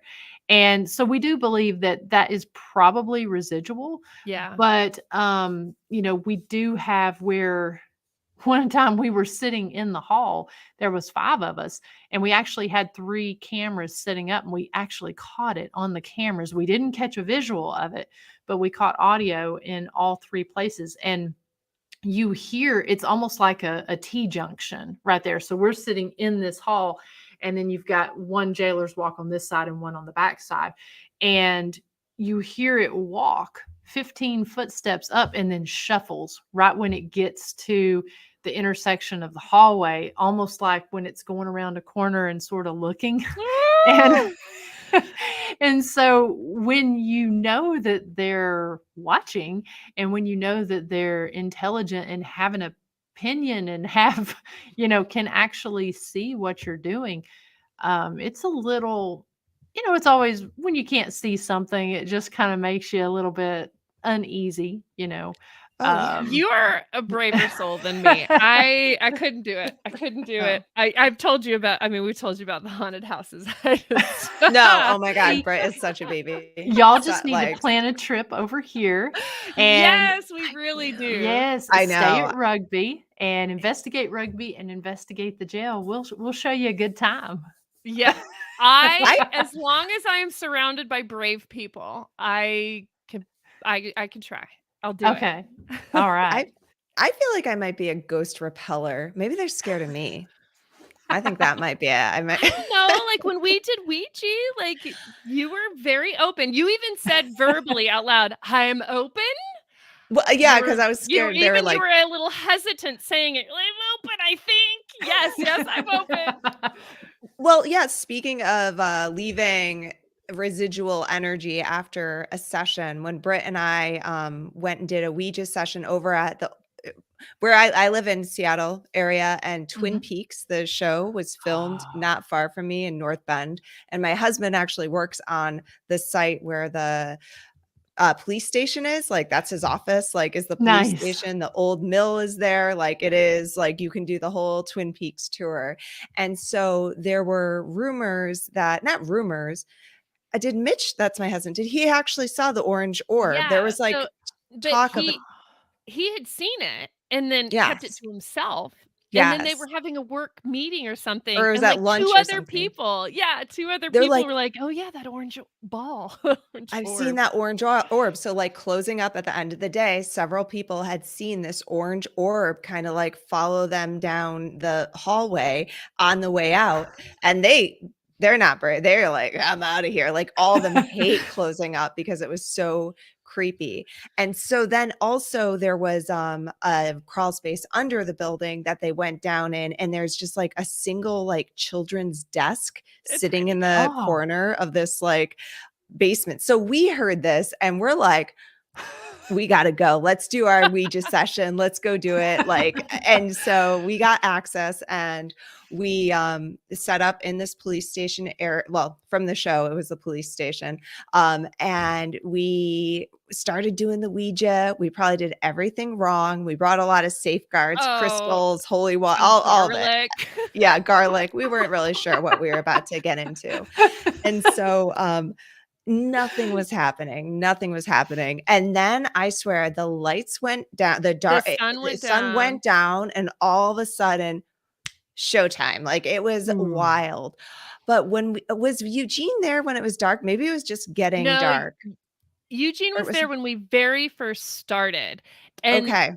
we were like, "Eugene, tell us some stories. What has happened?" Because he'd worked there since the 80s, I think. And he was This is like, the caretaker of the property.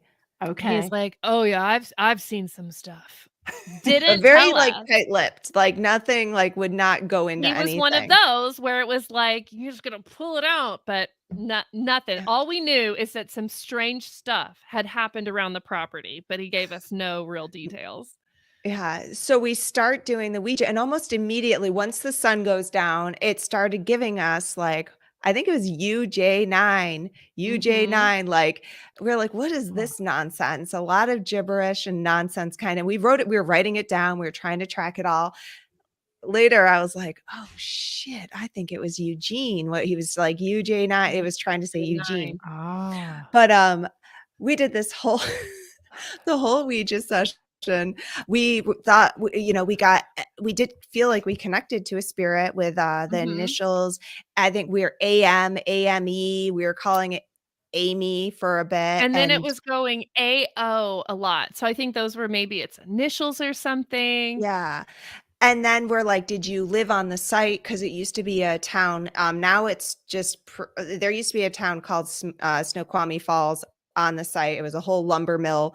And that's where the new business is located. And that's the lumber mill from the Twin Peaks. But they demolished the whole town. There used to be a hospital there. There were all, and basically a Where the community. mill There was a workers would work. YMCA. Yeah, all the mill workers. There was a whistle. So they go on lunch, and everyone's life was ruled by like the mill whistle. And all the kids, and so there were kids, there were whole families there and everything. And so then it did start out, they're like, did you live on the site? And it spelt out RAT, rat. And we're like, at least that's a word, right? Like, we're like, okay, we'll go with that. And so we do this whole session. At one point, my husband, who was milling about, and then like slammed down a window, and we scream. We have that on tape. We're like, I lost 10 years just oh from my God. that fright slamming on the window. As a skeptic, I was so scared. I was like so terrified. I don't think I'm very terrified of the evil, the possibility of something evil and summoning something we don't want to deal with. So we closed out the session. Well, no, probably not. We also we had asked when it was, it's how old it was. And it said 1920 or 1929, something like that. Somewhere around there. And it was like, is that when you were born? Yes. Yeah. Wow. And so then we took video, like walking down the halls at night and everything. We didn't get any good EVPs. We didn't see the orange orb or anything. But then we're like, see ya, pack on up, take off. We didn't know what we were doing. So then later, when we were researching, we did find that there was a fellow named I wrote it down today. I think it was like Albert McCann or something. Oh, so Oscar, his name was I just looked, it was Alan McCann. AM. Oh, It was like AM. AM, because and then his mom had gotten remarried, so then her maiden name like ended with an O. So we're like okay, this definitely could be the fella. And then his brother's name was Eugene. And we're like, oh shit, because that was the first thing it came up with was Eugene. But anyway, I was talking to one of the coworkers afterwards, like pretty closely after this session, maybe even the next day. And I was like, yeah, we got this Amy. We're not really sure, we still have to do some research. And then it said rat, and he's like, his face went white. He was like, are you serious? I'm like, yeah. He's like, that's what they used to call the kids that ran around here, were the mill rats. They called themselves the river rats because there's a river that goes by there, and he was a rat. And that even gives me goosebumps to this day, right? And so and part of me is like, were they trying to talk to Eugene, or he was trying to talk to his brother Eugene? Because like Eugene was there too, unrelated. He wasn't there the whole session. But then, like, man, I was out there. What was it? It was like a few months ago, and someone was saying to me, they were saying, they're like, you guys opened something up there, and it hasn't been the same since. Like, maybe it's settled down a bit, but afterwards they're like, it was freaky in there. We were seeing like shadows. You'd walk by something, you're seeing like a reflection out of the corner of your eye. Ooh. The women's bathroom was supposed to be a hot spot beforehand, but like it just really amped everything up, and they were all so freaked out. But now it's actually become kind of tale. Yes, but also it's become part of the lore of the site. So if you go to the business, which I'm not mentioning them per request, now there's part of the lore that there's this ghost Amy that like they latched onto Amy that haunts the grounds now. Oh, I didn't know that they talk about her. They talk about the ghost. Amy, that's the ghost Amy. Because at the time we thought it was Amy. We And did. then later we're like, oh, actually. Alan. And I try to correct them. They're like, no, it's Amy. So. It will now forever be Amy. Yeah, they're like, we don't know what you did, but can you undo it? I'm like, no, we have no idea how. Sorry. We could go back in maybe, but now that we've learned a thing or two. But yeah. I love that. Now they need to get people to go and do more investigating. Oh yeah, for sure. Oh, well, I know a hot spot. And man, if we had we got to connect with you, know what tools to bring, like an actual recorder. Like I'm certain we'd probably actually get some real evidence. Well, because the number of fatalities on a mill site too, and injuries, and there was a hospital on site too, and there was a doctor called Dr. Burke who was famed for putting metal plates in people's heads. So there were all these dudes with metal plates in their head by this like very skilled physician who worked at this hospital. But then in like 1927 or something, apparently he had a knock on his door, opened the door, and there was a woman standing there. There's not mixed reviews, but the rumors are that it was a woman claiming to be his daughter, or it was a mistress who was upset because he wouldn't accept like this daughter that was born out of wedlock. Regardless, she shot him. And because he was the only doctor in the area, he ended up dying because like they're like, if it happened to anybody, no one could fix him because he was the doctor. So he was murdered on the site too. And there's like a bench with there used to be a plaque of his face on the bench, but that has since disappeared. But like, it's just such a rich site with so much history. It's so much history. And then Twin Peaks was freaky. Like that was just that was a very bizarre show, and I'm sure that stirred some stuff up. And they actually came back and filmed the revival the reboot thing. Yeah, fairly recently too there. So at the same location? Mm-hmm. Yeah. Oh wow. I knew there was a revival. I didn't know that they were back in the building. Mitch saw David Lynch like walk by the hallway. Like, I mean, it was all set up. Like he's got some photos of the set and everything. I have a piece of the desk that I can't remember the girl's name. I did watch the series, but the front desk girl with the blonde hair. Oh yeah, I love her. I have a piece of her desk because they like broke it apart and made jewelry out of it and stuff. And I have a piece from it. Yeah, so it was fun. It was just a fun. Yeah, and now we've added to the lore of the spot, which is sort of fun too.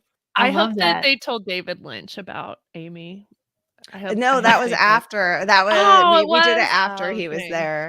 I Okay. know, Okay. I know. Oh, that would have been cool if he wound it into the script. The story. Yeah. Yeah.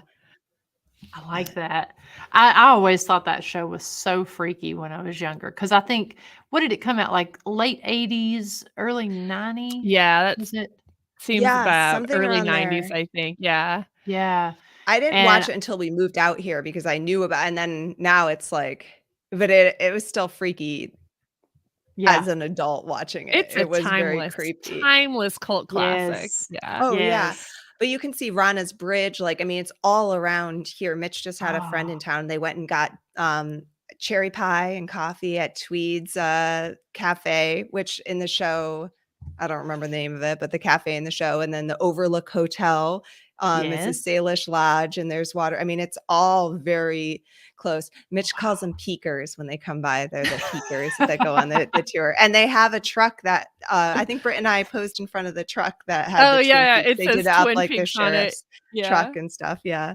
So yeah, we've had some fun. We don't live in the same town, so it makes it hard for us to get together. Yeah, to we're do about things, but 3 we do. hours away from each other now because I have since Okay. moved from Austin to Oregon. So I Yes. had to be close to Alissa. Yes. But we Closer. we don't do enough paranormal stuff. We for our 100th episode, we did stay at a haunted hotel, and that was really fun. Did The not Hotel have Andra. any, Hotel Andra. We did not, that we are aware of, have any haunted experiences. Although we should have had a recorder going while we slept. Like, Yes. who knows? It was notorious for people hearing jazz music. So I'm certain while we were Ah. sleeping and I was snoring, keeping you awake. I talk shit about jazz. Like, this actually was one of the things when I was trying to think about any of the paranormal experiences I had was then where I really is hate true. like NPR slow jazz. Like, it is not my thing. Give me some big band, but like, and I was like, I hate jazz music. As soon as trying to rile up the ghosts, and there was a light across the room that flickered like immediately. It And I did. was like, It "Huh." did. And then I said something again and it flickered again. And then we went over and we like wriggled, like, of course, I'm like wiggling the wires. Maybe I can make it flicker. And No. it didn't. So And then you tried to piss it, whatever was there. You tried to piss it off more by being like, I think you just were hating on jazz a lot. But it flickered those 2 times and then was like worked fine the whole rest of the time. yeah. And we tried to play some jazz for it to like win it over, We but I don't did. think, yeah, that didn't work. That's probably why we didn't get like, and then we walked the hallways late at night because we're like, oh, the Kansas City thing, we're going to get something good. And nothing. I No. probably just annoyed it. Or like I said, I'm a ghost repeller. They're Oh, scared yeah, of me. blocker. Yeah. Who knows? See, you'll Someday we'll have find to out. you'll have to go and you'll have to do your podcast live from pick another episode, do your podcast live from a haunted location, see if anything happens. The Yeah. jail cell with Miranda live coming at Come ya. on. Be locked in. Oh my gosh. Set you all up on the 3rd floor in maximum security. Oh my God. I'm already very scared. I'm gonna hyperventilate. I know. I've tried to go like to a haunted like graveyard and AVP. Like nothing happens for me. I don't know. Maybe you Britt's are. got the jam. Yeah, You I know, think when we talked with Sarah, she was saying her daughter's a blocker. She goes and hangs out with her daughter when she wants the spirits to stop bothering her. She'll go and she'll like hang out with her daughter because her daughter's just blocks, keeps them out, keeps them away. Well, I joked that I don't joke. This really happened. When I moved into my house here, I'd heard that the neighbor who owned it previously had died in the house. So I was like, I don't want any of that.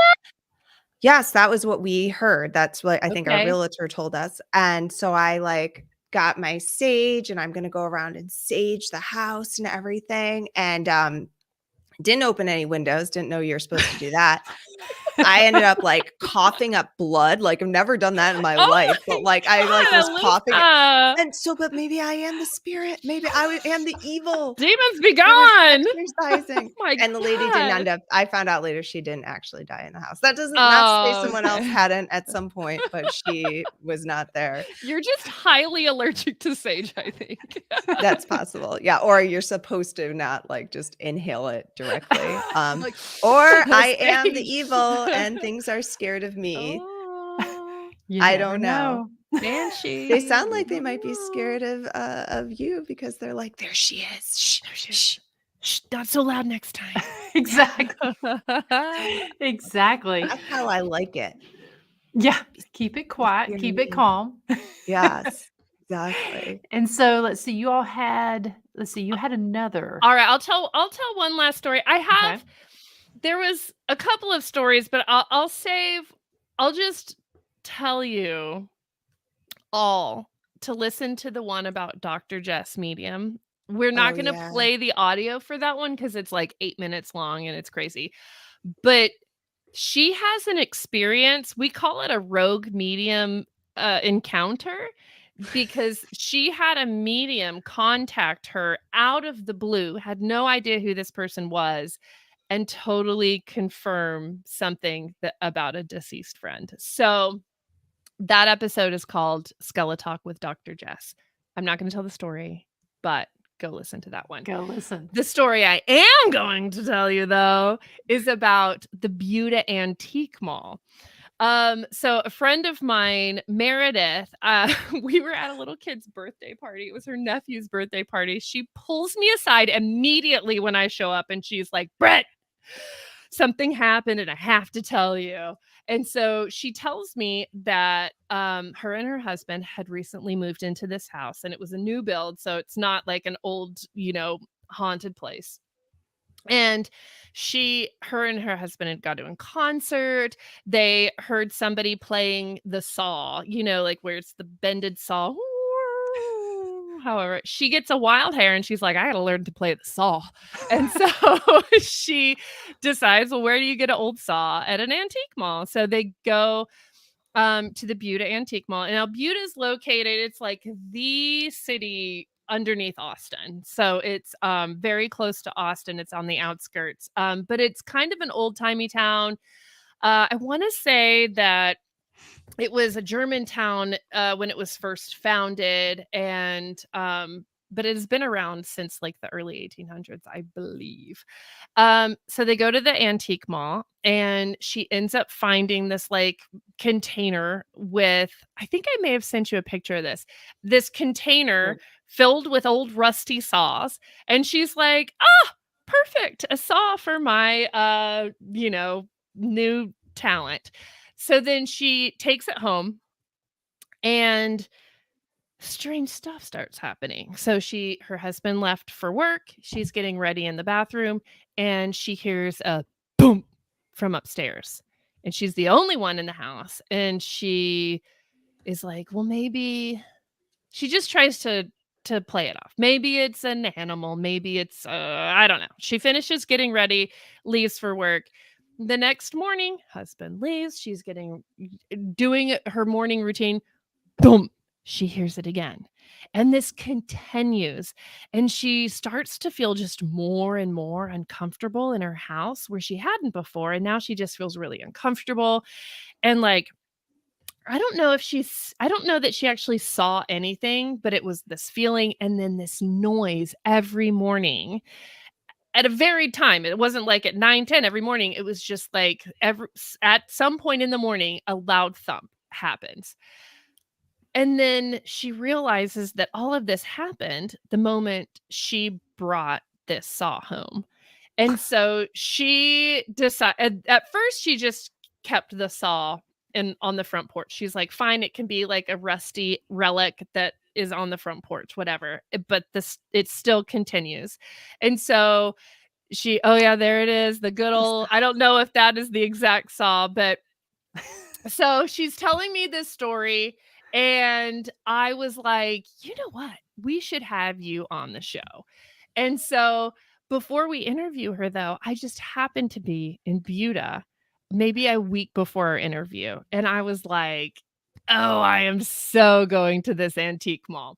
And so I go in, I took that picture of those rusty old saws in the corner. And the antique mall is pretty cool. It's just, I mean, I don't know if you've ever been in an antique mall. It's just stuff is crammed in all of the places. And some of it's like, that's not really an antique. And that's really old and creepy. And oh God, the doll staring from the corner. So I end up going to the person working the register. It turns out it's Robert and the owner of the antique mall. And so I was like, so I had a friend have an experience here. Has anything haunted ever happened here? And he said, well, I don't. Oh, that's my mom. I was gonna say, she's so cute. Love it. Hi, Mom. Daddy. He said, I haven't personally experienced anything, but we've had some paranormal investigators come. This is the American Ghost Explorers who he's talking about. Okay. And he said that they show up and they had some SLS readers, which again, I had to research this because we are complete novices. American Sign Language? No, that's not SL. I'm not sure. Try it. Those who don't know, it's a reader that can show, it's almost like little stick figures. If you're seeing an apparition, well, you won't see the apparition, but there will be like, I guess it finds energy or something, but in a lot of the cases it'll be in the form of a human if there actually is a spirit there. Well, the paranormal investigators are walking around with this and they're like looking at all this stuff, and Robert looks down and says, hey, there's somebody on your screen there. And sure enough, there's this stick figure, and it's just straight up being like, hey. And they caught several of those during their walkthrough of the mall. There's a downstairs and upstairs. Apparently the upstairs is where all the action is. And then Robert tells me that they were able to capture, they set up audio and video recording, and that they were able to capture an EVP. And I was like, tell me more. So he shared with me, and I got permission from American Ghost Explorers before we posted this on the podcast to use the video. But I wanted to preface before you play this. So the camera was on a motion sensor. And so Robert walks up the stairs to unload some goods or whatever. And that's when it clicks on. And then it oh wait, sorry, somebody's pulling into my driveway. I apologize. There's nobody. Oh, so what Robert tells me before I even watched the video, he said, I dropped this stuff off, and then I'm looking at my phone, and for some reason I got like 20 spam text messages. And so he's looking at his phone and he says, who's that? He's not talking about the EVP. He heard absolutely nothing. He's talking about the spam call on the spam text on his phone. Okay. Now that I've given you sort of a foreshadowing. Okay. Let's pull this up here.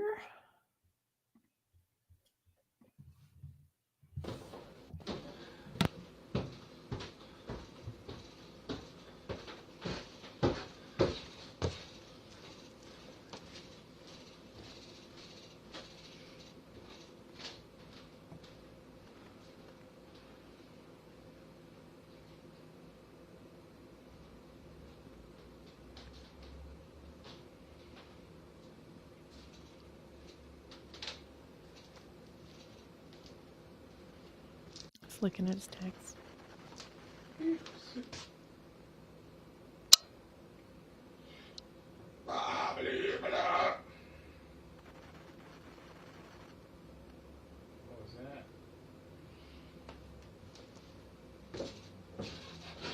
So he says he heard absolutely nothing.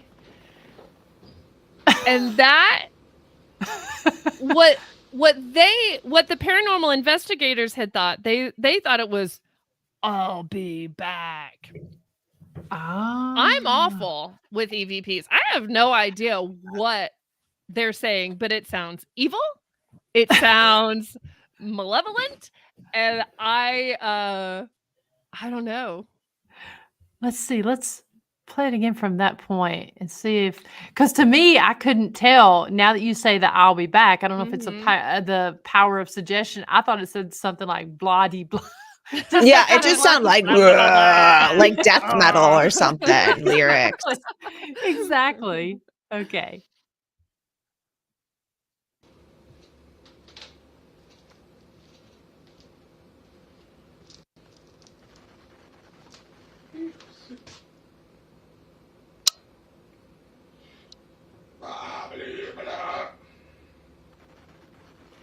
And the guy's name is Robert. It does kind of sound like something Robert. I don't know. We had a kind of a theory when we first aired this that the founders in that town were German. There was a lot of German settlers. And so it very well could be, I don't know if there's any German speakers out in the audience tonight, but there's a thought that it could possibly not be in English. That's very possible. That's a good theory. I really like when you all, when you're telling your story, you have a great way of telling the stories, setting up your clips and everything. But I love how you do deep dives into trying to find explanations, just like Alissa going in and trying to find how Jada was in an accident, and then going in and finding out more information about these places and sharing that they were German speaking people. I think that is wonderful. I think that just adds so much to going in and trying to figure out what these are saying, and not really just taking it at face value, but really going in and doing a deep dive. Yeah. I mean, it's for us too, of like, I gotta know, like, what is happening here? Why is this happening? I love all the info. Oh like my if there's gosh. I'm so sorry to interrupt. D Hoot just said I purchased an antique couch and chair from the Butte Antique Mall.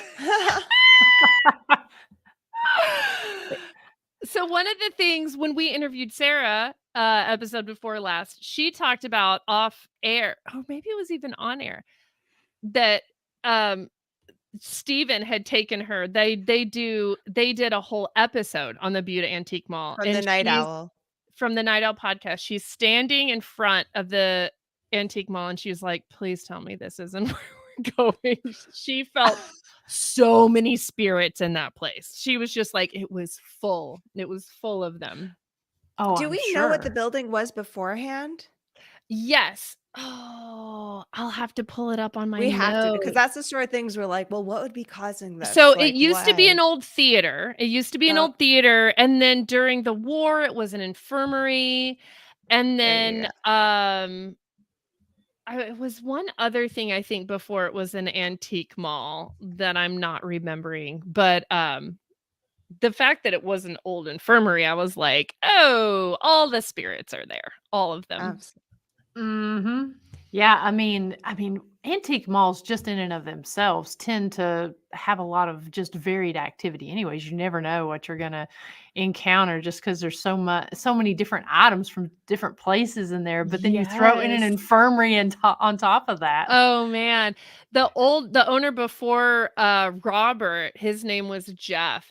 He talks on the Night Owl podcast about how like people would have their hats knocked off if they had their hat on indoors, and they had certain objects where that would move. Like they had a dresser where one night they'd left and they came back the next morning and everything that was on the dresser was just completely just like off of the dresser. Like they didn't like whatever spirit was, did not like anything being on top of that dresser. And then the creepiest one though was the coworker who employee who worked there had a booth at the mall, and at night she'd close up, she'd look at her booth, and that she had this one particular doll on the shelf that she would continue to put, okay, she's on this part of the shelf facing this way. She'd come back the next morning and the doll would be turned facing the wall. And it happened on a daily basis. And it got to the point where she was just like, that's paranormal. That's not a customer moving that doll is. My theory is that there was a spirit in the mall that was like, oh, dolls are creepy. That would also be a great way to fuck with a coworker, though. Like, truly. Nothing creepier than a doll that turned around. I'm convinced that's what the dolls did when in my closet as a kid, when I like put them all in there and turned them around. I was like, face down. Wake up and crawl on my chest and suck my life force out of me when I'm sleeping. That's what they want to do.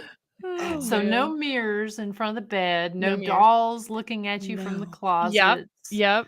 And always open the windows when you're saging. Yes. You know, And we're no learning a clowns. lot Let's just tonight. throw that in there just to round that off. Ah. No clowns. I like it. Make We the do list. have a very creepy, awesome clown in our shop right now, though. Oh, I wonder if I have it out. I got it out earlier. He is very creepy. Is this it? Oh, yeah, here it is.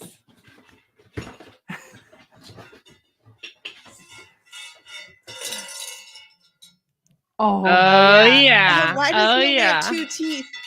I don't know. I don't know. I think go to our shop. It's skeletalespodcast.etsy.com, and we've got all sorts of creepy shit, but also some really fun, cool shit there too. Do you have a link to that on your site? Oh, you know what? I sent you a lot of links. Not that one though. I was gonna say. Sorry. So since we're getting right here up at the top of the hour, why don't you all go ahead, promote those links and let people know where they can watch your show and talk about your store on there. Yeah. Well, Go ahead, Alissa. Literally you every usually start episode we this. talk over each other. I know. It's what we do. It's what we do. Well, if you have any stories that you would like us to read on the podcast, you should totally send them to us at our SkeleTales hot box. And you can send those to us, skeletalespodcast@gmail.com. You can also call into our hotline. And Britt has And leave that a number. message there. We love phone calls. 302-689-DEAD, 302-689-3323. Yeah, and we should be doing an audio episode coming up soon. So if you put I'm yours in, so we might excited. So include it. with our stories that are sent via message on our phone, we don't ever listen to those ahead of time. Those are when we do those episodes, we're listening to these stories like fresh. First off, we had one caller call in and pretend to be a robin that was harassing Alissa. Hi, I'm the robin. I don't even remember it, but I was laughing so hard. So it's like unboxing. It is. And all the stories we tell, it's like a surprise to each of us. We'll tell, so you get our live reactions pretty much. And same thing with and then we're both surprised with the audio episode because neither of us know what's coming. Yeah. Yeah. So Oh, man. The last one, Mel called in and talked about how she had a customer come in and who had almost been abducted by Ted Bundy. And wow. Yes. Like, what? Dude, I forgot about that. Yes, call in and tell us those kind of stories. Like, we want to hear everything. Heck yeah. I live right near Ted Bundy's old stomping grounds too. Like literally 3 minutes away from my house is where he put bodies, and Lake Sammamish, where he got a couple of his victims, is right down the road from me. He used to cruise up and down. I did not know that before I lived here, but yeah, man. Oh, we'll talk about anything. We love it all. I hate it, but love it too. Yes. Nice. So lots of episodes to binge. Oh yeah. Yeah. We are also on social media, so you can find us on Facebook, SkeleTales Podcast, also on Instagram. We like to play around a little bit on TikTok, so there's some goofy shit over there too. Yeah. Where Twitter? Sometimes? We have sometimes.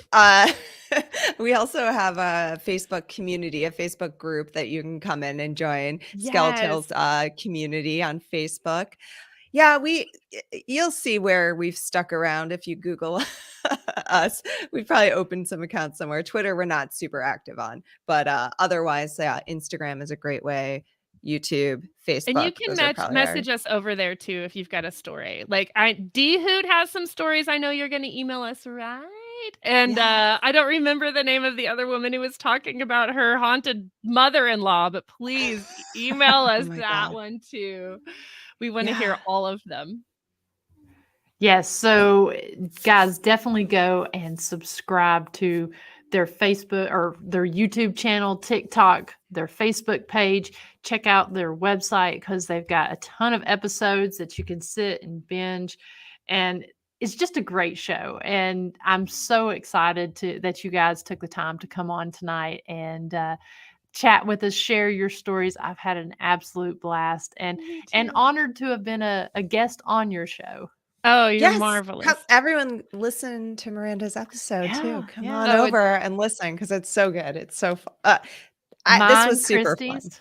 This Yes. was a Thank lot you. of fun. Yes. Thank you.